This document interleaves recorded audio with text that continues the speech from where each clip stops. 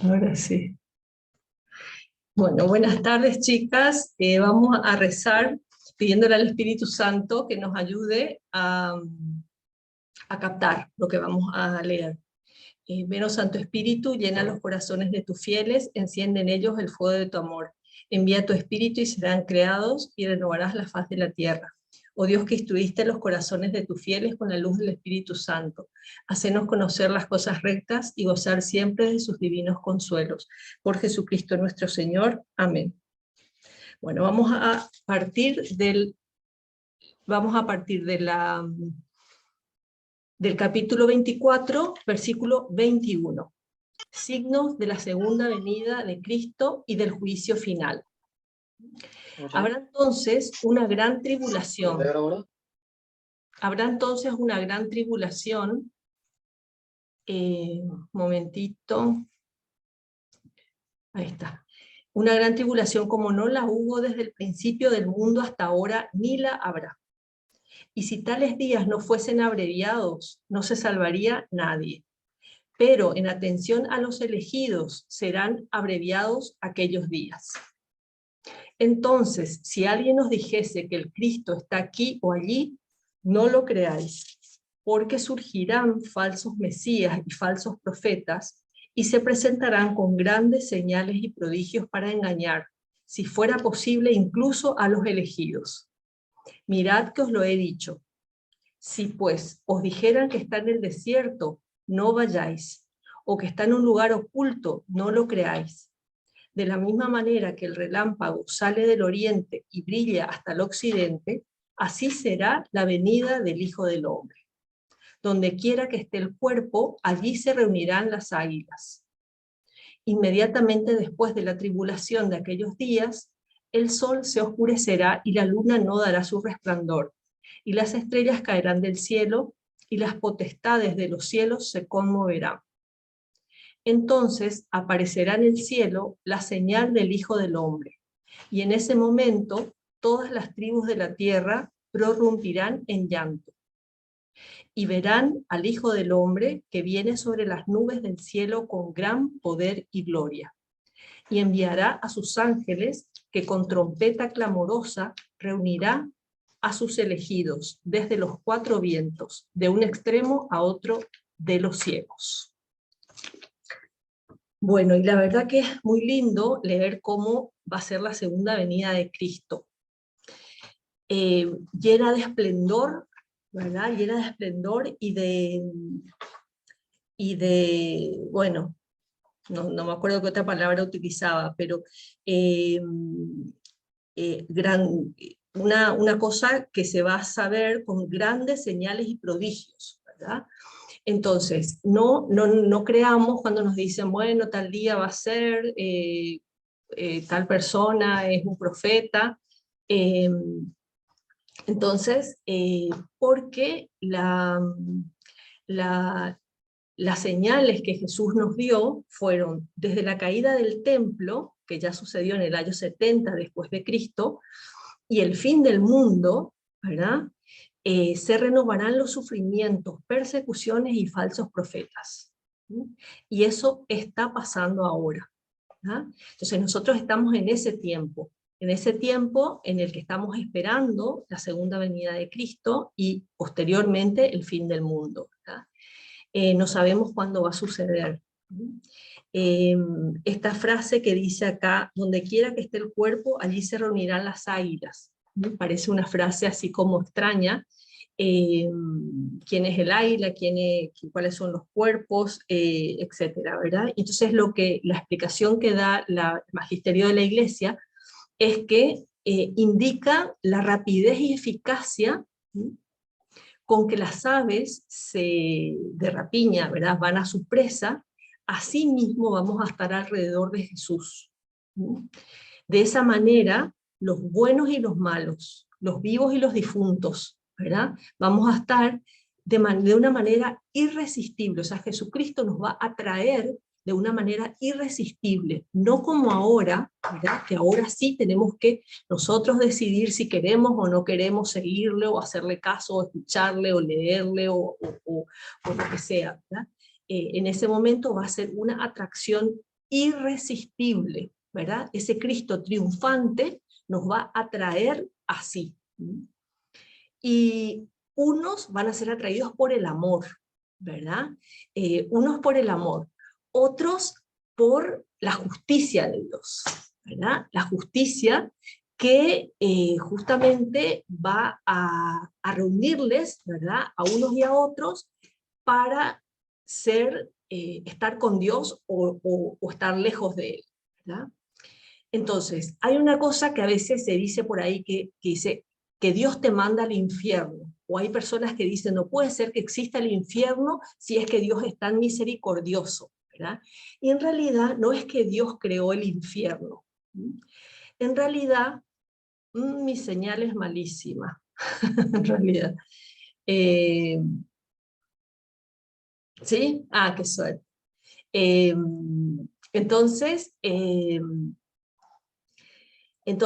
Jesús no manda al infierno, o sea, Dios no manda al infierno, sino que el infierno es un lugar donde justamente no se puede amar, ¿sí? Porque no está Dios, y no fue hecho por Dios, sino que es hecho por las personas, en primer lugar por el demonio, ¿verdad? El Satanás, que fue el que creó. Una vez leí la anécdota que contaba un exorcista, que decía que como que le mandó al infierno al demonio que estaba poseyendo a una persona. Entonces él le dijo, andate al infierno que Dios creó para ustedes. Entonces le dijo, se rió Satanás, no Satanás en ese momento, era otro demonio, y le dijo, nosotros somos los que creamos el infierno, no es Dios el que creó el infierno, ¿verdad? O sea, somos nosotros con la falta de amor, ¿verdad? El infierno es la total falta de amor. ¿Sí? Y lo contrario del cielo, que es el amor puro, ¿verdad? Entonces, la misma naturaleza va a manifestar, ¿verdad?, estremecimiento ante el juez supremo que aparecerá revestido de todo su poder. Eso dice en el 29. ¿verdad? Dice, inmediatamente después de la tribulación de aquellos días, el sol se oscurecerá y la luna no dará su resplandor. O sea, la naturaleza va a expresar lo que está sucediendo. ¿verdad? Entonces, después dice, la señal del Hijo del Hombre. La señal del Hijo del Hombre quiere decir la señal de Jesucristo. Y la señal de Jesucristo es la cruz, ¿verdad? Entonces dice, entonces aparecerá en el cielo la señal del Hijo del Hombre. Y en ese momento todas las tribus de la tierra prorrumpirán en llantos. Entonces la cruz, ¿verdad? Que es esa señal gloriosa que va a resplandecer en el cielo como el sol.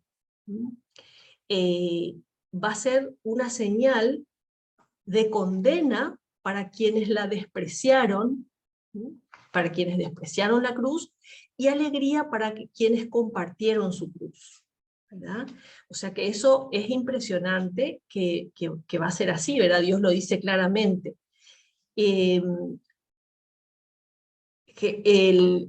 Siempre se dijo, ¿verdad?, que la cruz es ¿cómo es que dice la frase?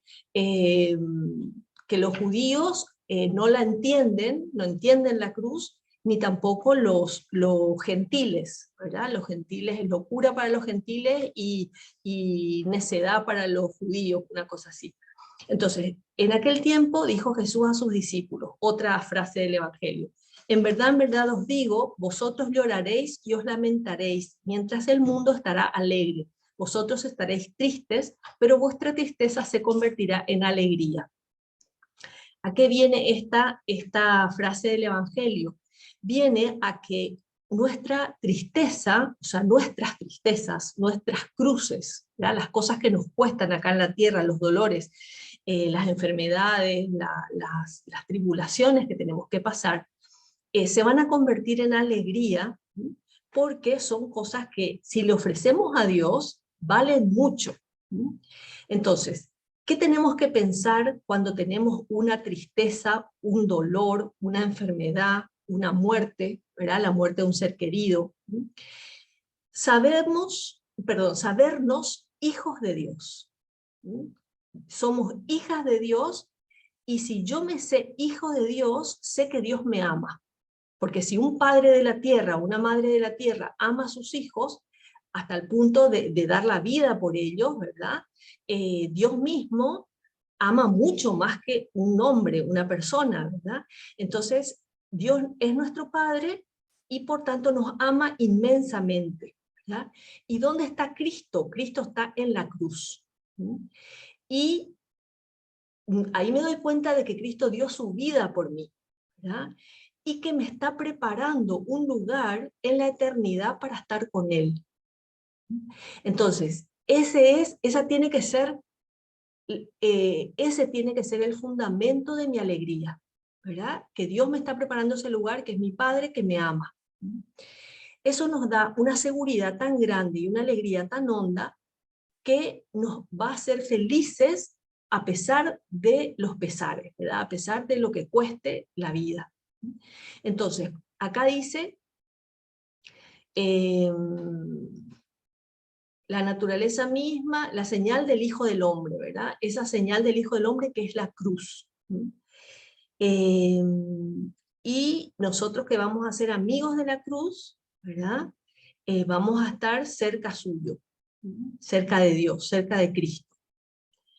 Después viene a decir que todo se va a enviar a sus ángeles con trompeta clamorosa, reunirá a los elegidos desde los cuatro vientos de un extremo a otro, ¿verdad?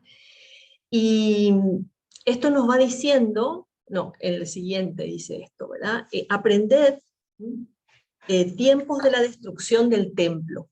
Dice, aprended de la higuera esta parábola.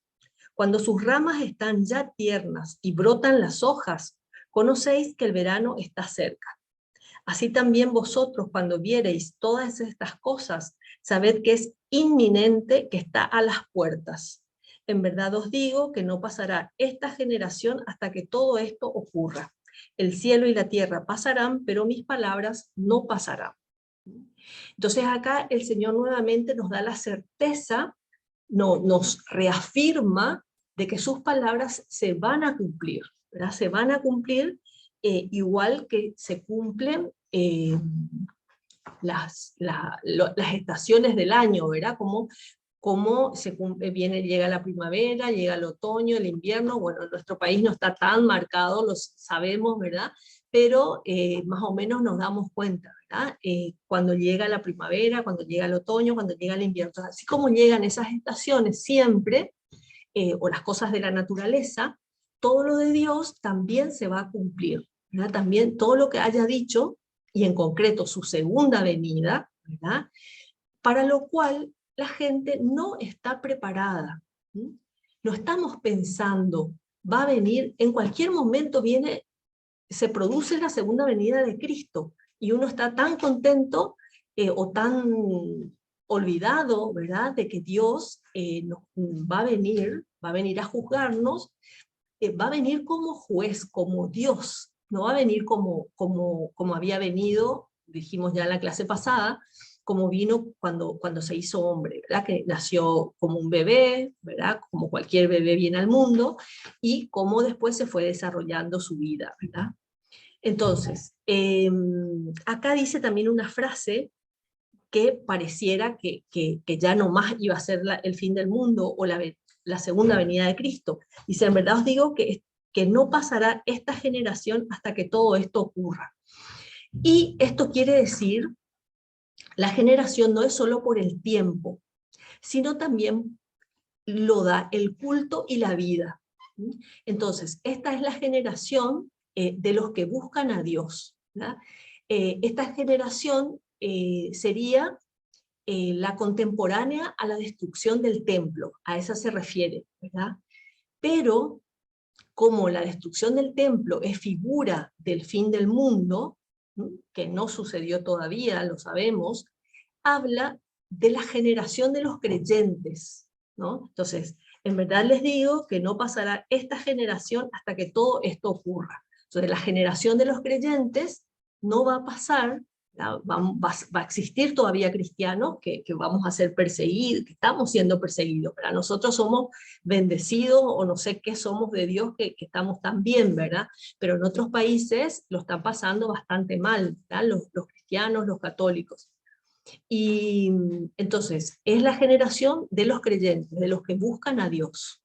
Esa generación es la que no va a pasar, ¿verdad?, sin que suceda esto, la segunda venida de Cristo.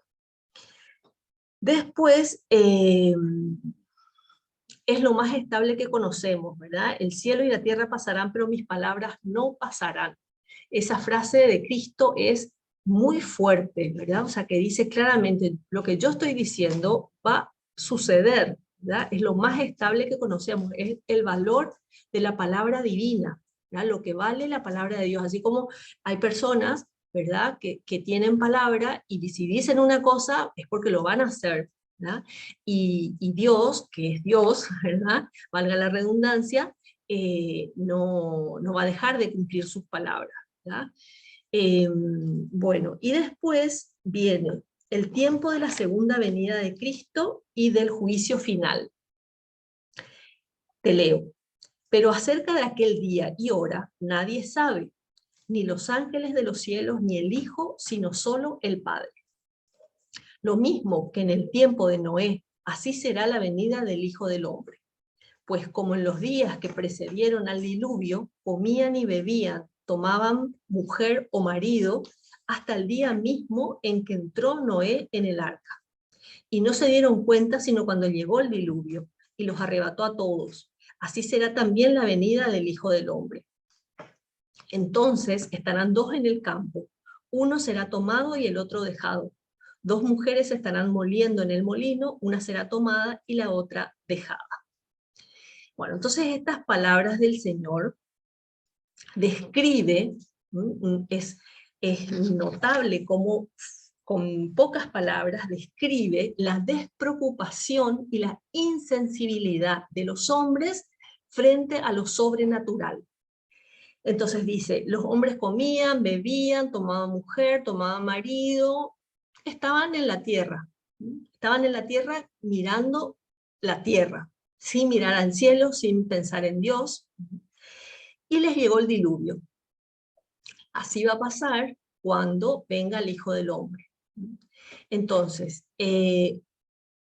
dice, así es siempre, antes y ahora, ¿verdad? Esa despreocupación e insensibilidad en general, ¿verdad?, de las personas, de los seres humanos, ante lo sobrenatural. Parece más importante comer, beber, casarse, que hace que se olviden de la vida eterna.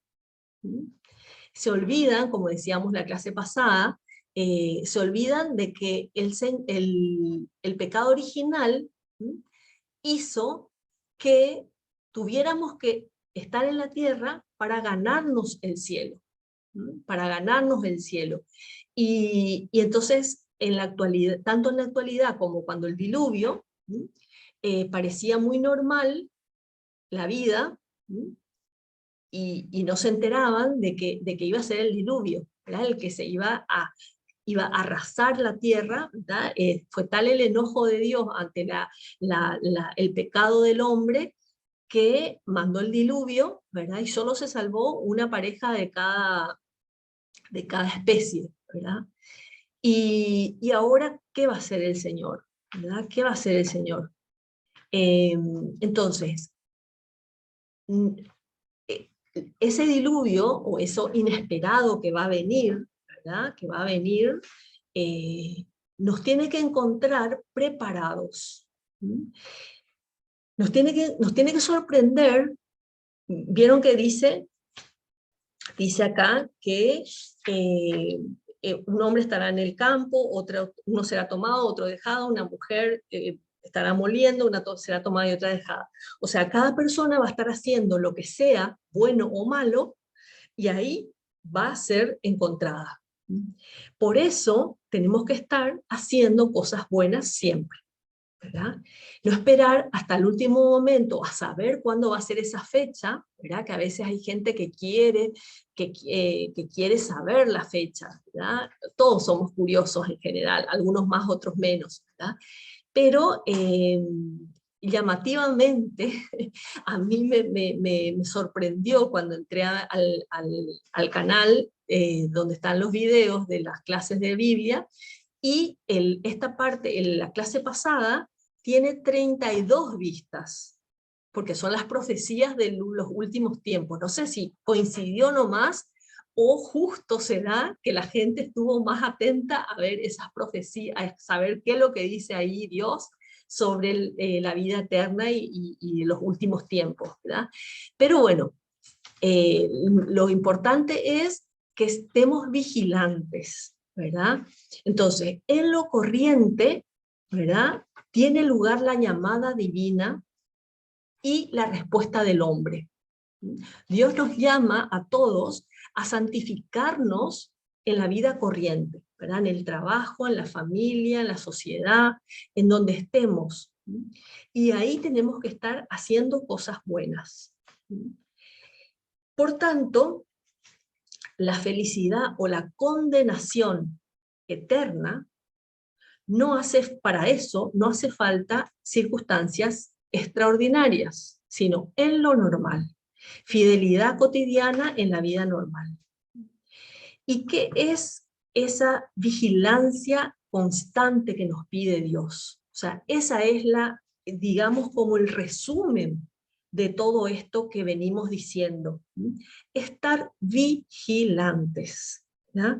Vivir cada día como si fuera el último de mi vida. Eso se dice pronto y se dice fácil, pero en la realidad uno se olvida, uno está instalada en la vida, ¿verdad? Y uno incluso hasta llega a pensar que va a durar siempre, ¿verdad? Uno piensa que se muere el vecino, pero a mí no me va a tocar, ¿verdad? O si me va a tocar, no sé dentro de cuánto tiempo. Puede ser o la muerte personal, ¿verdad? O porque yo me muero, o porque llega el fin del mundo, ¿verdad? O porque llega la segunda venida de Cristo y el juicio, ¿verdad? Entonces, estar preparados. Lo importante no es saber cuándo y cómo serán los últimos acontecimientos, porque si estamos cerca de Dios no nos va a preocupar. Eh, bueno, no nos va a preocupar, nos preocupa un poco, ¿verdad? Pero no nos va a afectar, digamos, porque vamos a estar con Él, vamos a estar con Dios y vamos a estar. Entonces, lo que nos tiene que encontrar es en gracia de Dios. ¿Qué significa eso? Varias veces ya en las clases pasadas hablamos de la gracia de Dios, que es la que nos hace hijos suyos. Esa fuerza que nos llega, que nos conecta con Dios, como cuando una persona tiene una vía, por lo que sea, pues le tienen que poner un remedio, ¿verdad?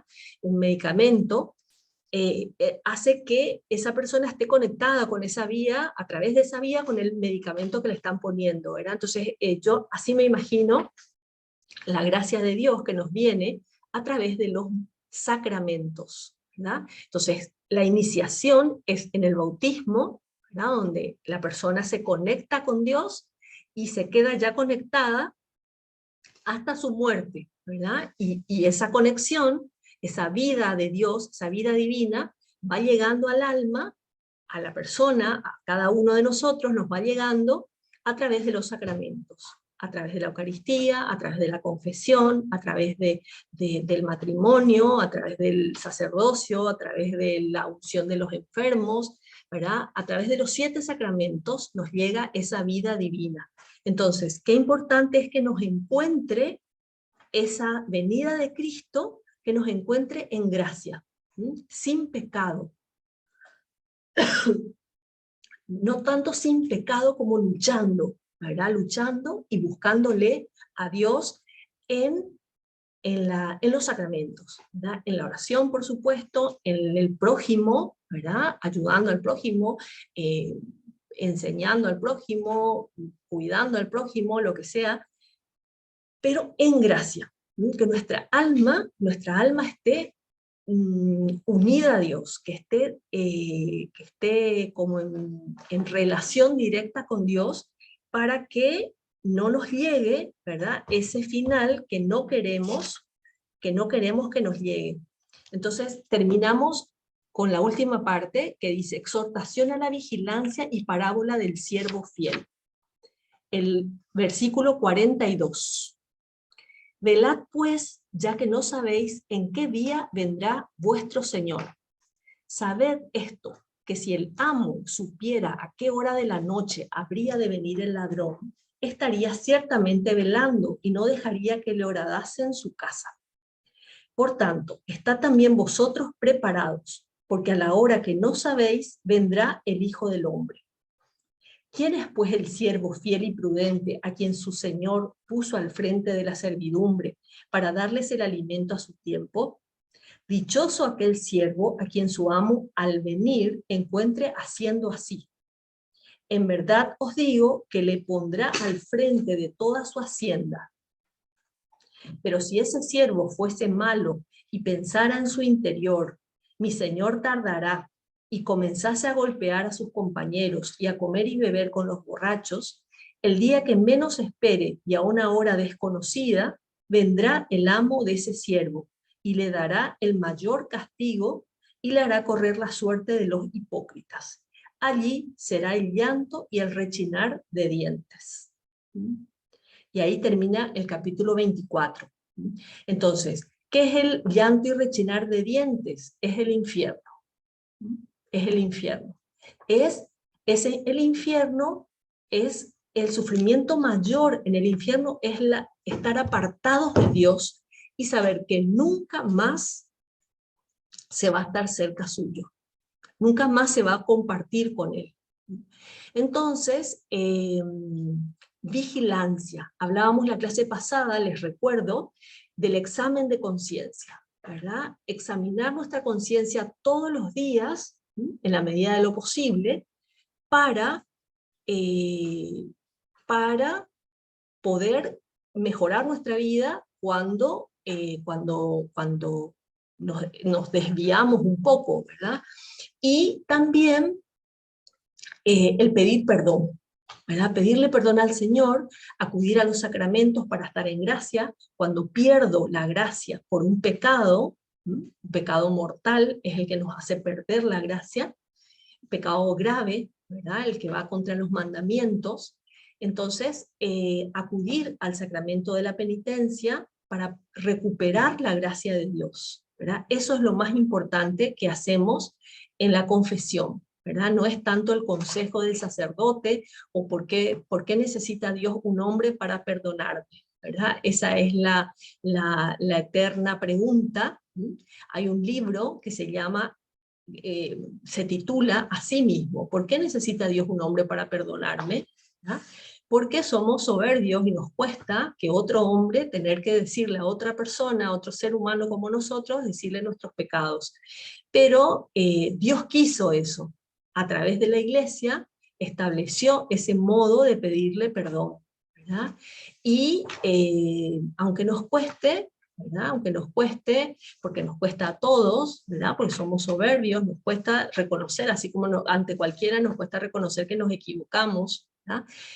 Reconocer eso para recibir la gracia de Dios. Entonces no es lo importante el sacerdote o lo que me dice, sino lo importante es la gracia de Dios, que recupero porque la perdí, o que aumenta si no la perdí, ¿verdad? Esa gracia, esa unión con Dios va aumentando, ¿verdad? Va aumentando, así como qué sé yo, como una, no sé, la medicina que viene por la vía, se acaba la medicina y se pone otra, ¿verdad? Y constantemente está renovándose y rellenando esa unión con Dios.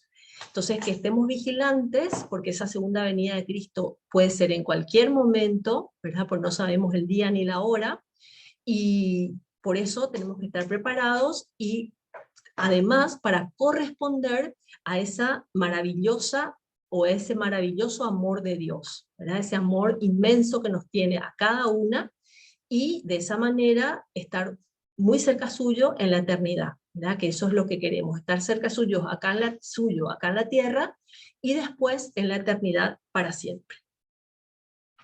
Bueno, y hasta aquí, chicas.